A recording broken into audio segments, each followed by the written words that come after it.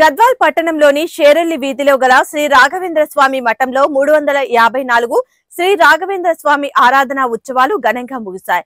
గత 3 రోజులుగా స్వామివారికి పంచామృత అభిషేకాలు, అర్చనలు, హస్తోదకం, రథోత్సవ కార్యక్రమాలు నిర్వహించారు. ఈ కార్యక్రమంలో విచారణకర్త ప్రభాకర్ రావు, అర్చకులు, భక్తులు తదితరులు పాల్గొని విజయవంతం చేశారు.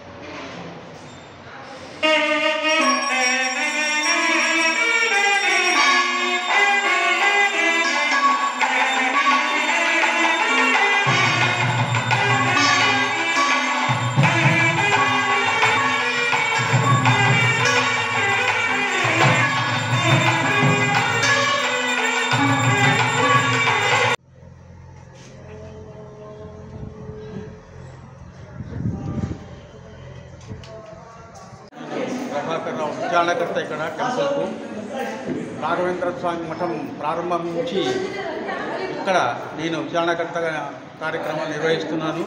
అయితే ప్రతి సంవత్సరము దేదీప్యమానంగా ప్రతిరోజు ప్రతి రాఘవేంద్ర స్వామి ఆరాధన ఉత్సవాలు ఘనంగా నిర్వహించబడుతున్నాయి.